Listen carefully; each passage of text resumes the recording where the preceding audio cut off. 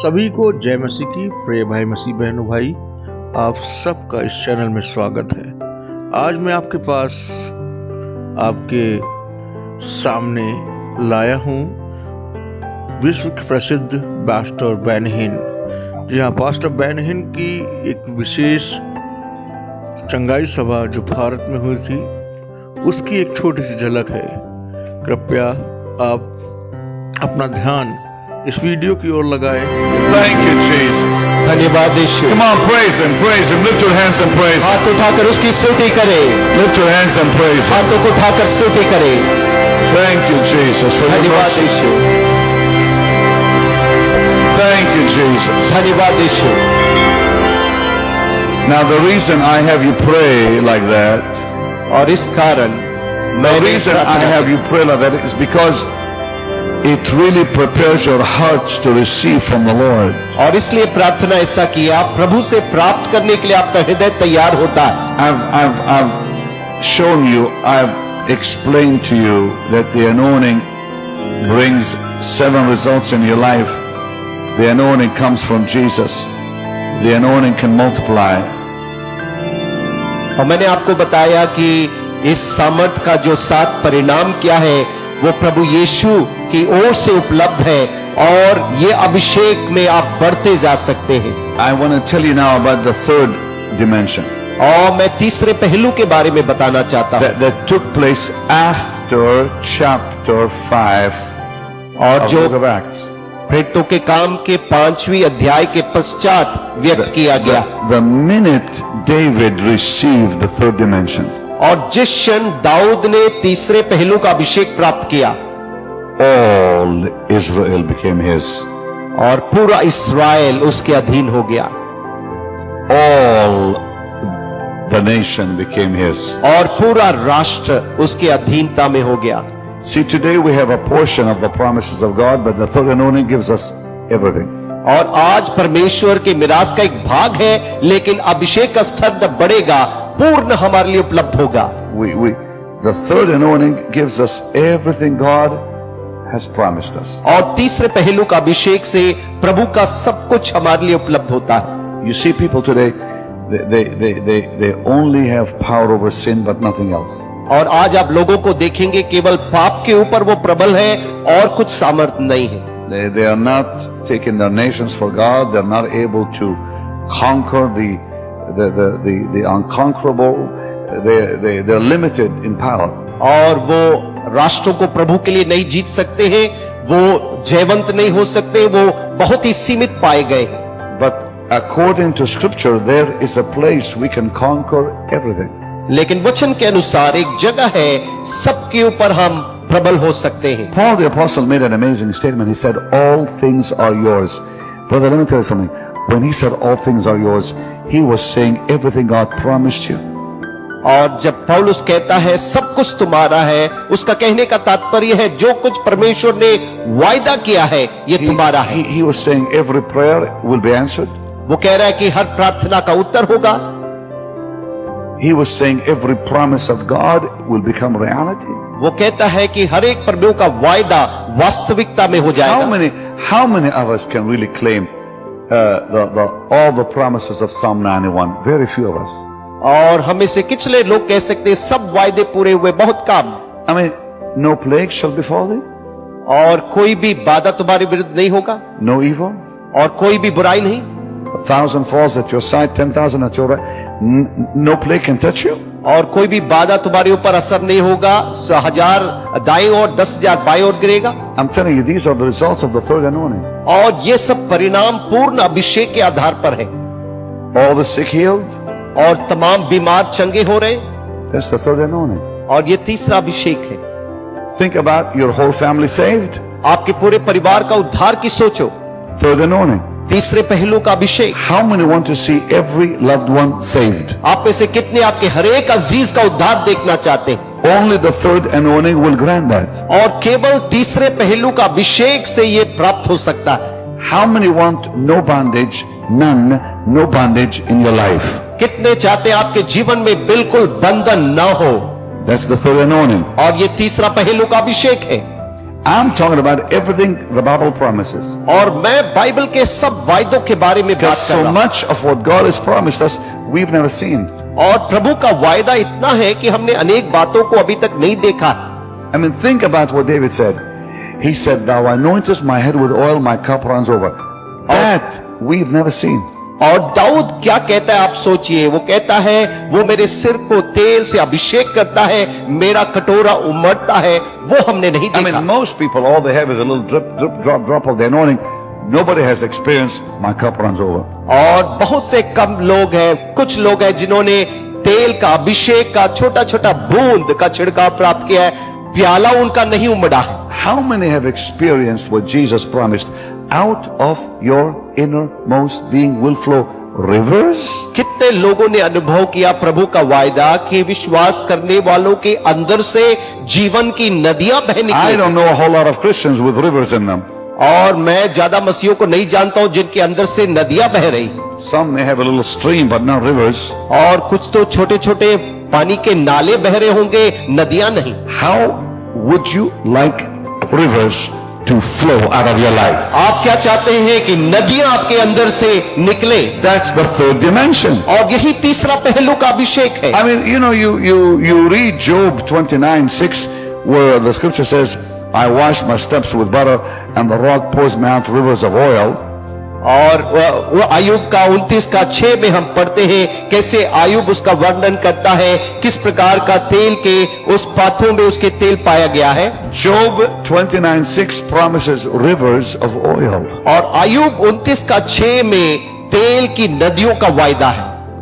I don't know a whole lot of people that have rivers of oil. और मुझे नहीं मालूम कि कितने लोगों के पास तेल की नदियां उपलब्ध है। They may have one pot, हो सकता है एक कटोरा तेल होगा, but not rivers. लेकिन नदी नहीं। Jesus promises rivers. यीशु मसीह नदियों का वायदा करता है। How many want rivers? कितने लोग नदी चाहते हैं? That's the third dimension. और यही तीसरा पहलू है। Somebody say hallelujah. हालेलुया बोले।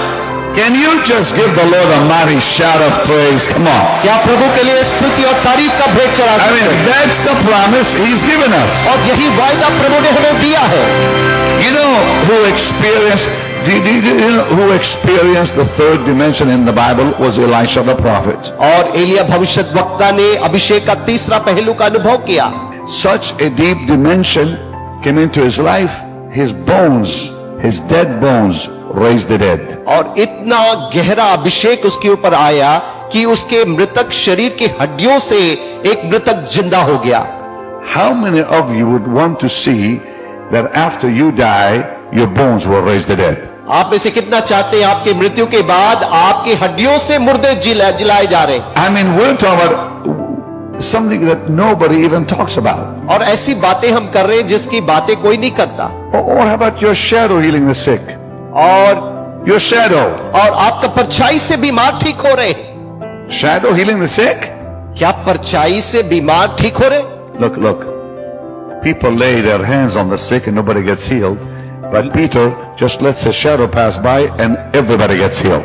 और देखिए लोग हाथ रखते बीमार ठीक नहीं होते, पतरस के परछाई से बीमार ठीक हो I रहे। mean, people lay both their hands and they pray and they scream and nothing happens. और लोग दोनों हाथ रख के चिल्लाते हैं फिर भी कुछ नहीं होता। But here's a man named Peter and his shadow heals everybody. और यहाँ पर एक व्यक्ति पतरस जिसकी परछाई जिस पर गिरता है वो बीमार ठीक हो जाता है। How many of you want your shadow to heal the sick? कितने लोग चाहते हैं आपकी परछाई से बीमार ठीक हो जाए? Third dimension. तीसरा पहलू, When the third dimension hit after Acts chapter 4, प्रेरितों के काम 4 के बाद जब तीसरा पहलू का अभिषेक हुआ, you need to reread the book of Acts and see what happens after chapter 4. चौथी अध्याय के बाद क्या होता है आपको प्रेरितों के काम फिर से पढ़ के देखना पड़ेगा। Now, in chapter 2, they were filled with the Spirit, प्रेरितों का काम 2 में पवित्र आत्मा से भरपूर हो गए and the gospel was preached. और सुसमाचार का प्रचार किया गया, People were saved. लोगों का उद्धार हुआ। In Acts chapter 3, they were healed. प्रेरितों के काम 3 में बीमार चंगे हो गए, That's the second dimension. और ये दूसरे स्तर का अभिषेक। They could not even keep the apostles in prison. और प्रेरितों को वो बंदी गृह में रख नहीं सके। The Gentiles get saved. अन्य जातियों का उद्धार हुआ। Philip is moved from place to place by the Spirit. और फिलिपुस पवित्र आत्मा की सामर्थ से एक जगह दूसरा जगह पहुंचाया गया Saul becomes Paul. और शाऊल पौलुस बन गया And the most amazing miracles begin to take place in the book of Acts. The dead are raised after Acts chapter 5. और अद्भुत चमत्कार प्रेरितों के काम के 5 के बाद होता है मरे हुए लोगों को भी जिलाया जाता है The third dimension raises the dead. और तीसरे पहलू से मृतक जिलाए जाते हैं How many of you want to see the dead raised in your church? कितने आपके कलीसिया में मरे हुओं को जिलाते हुए देखना That's चाहते the हैं third dimension of the Spirit. और यही आत्मा का तीसरा पहलू है Now, what did they do to receive it? और क्या किया ये प्राप्त करने के लिए Exactly what they did to receive the first and second prayer. और ठीक वही जो पहले और दूसरे स्तर का किया प्रार्थना Not only prayer, न केवल प्रार्थना but faithfulness. लेकिन विश्वास योग्यता God gives you the first and watches how faithful you are. और प्रभु पहले स्तर देता है देखता कितना विश्वास योग्य आप हैं। Gives you the second, sees how faithful you are. और दूसरा पहलू देता है देखता कितना विश्वास योग्य आप हैं। Gives you the third and sees then how faithful you are. और तीसरा पहलू को देता है देखता कितना विश्वास योग्य आप I'm going to say something I've never said. हैं। और मैं एक बात बताऊंगा जो पहले मैंने नहीं बोला I don't believe we ought to limit God to the third dimension. और मैं नहीं चाहता हूं हमें परमेश्वर को तीसरे पहलू तक सीमित करना है He is even bigger than the third. और तीसरे पहलू से भी वो बढ़कर है God is bigger than any promise in the Bible. और परमेश्वर बाइबल के वायदों से भी बढ़कर महान है We should not limit him to 9 gifts और उसको 9 वरदानों तक सीमित ना करें or 3 dimensions. या 3 पहलू तक सीमित ना करें He is bigger than the gifts and bigger than the dimensions. और वरदानों और स्तर से भी बड़ा है हमारा परमेश्वर Are you ready to receive the anointing of God? आप परमेश्वर के अभिषेक प्राप्त करने के लिए आप I तैयार said, हैं? are you ready to receive the anointing of God? मैं कह रहा हूं प्रभु का अभिषेक के लिए आप तैयार हैं I said, are you ready for the anointing of God? मैं कह रहा हूं प्रभु के अभिषेक के लिए आप तैयार हैं Then stand up, lift your hands and begin to pray. Right now, come on, let's खड़े go. हो जाए हाथ उठाए प्रार्थना करने लगे I mean pray. और प्रार्थना मैं सोचता हूं Lift your hands and lift your voices and pray. Come on. हाथ उठाकर आवाज उठाकर प्रार्थना करें Come on, pray people, pray right now. Come on, let's go. प्रार्थना करें आवाज उठाकर प्रार्थना करें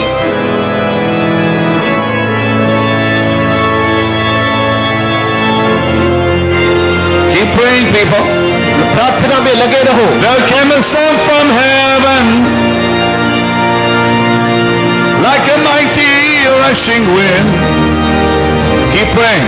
प्रार्थना करें It filled their hearts with singing. आपके प्रार्थना करें Give them peace within. Keep praying people. प्रार्थना करें लोगों The Spirit gave the promise. His power will descend. He has from your inner being. There'll be a river with no end. There is a river. Keep praying, people of God. प्रभु के लोगों प्रार्थना में लगे रहे There is a river. Dear God, thank you, Jesus. That flows from deep within.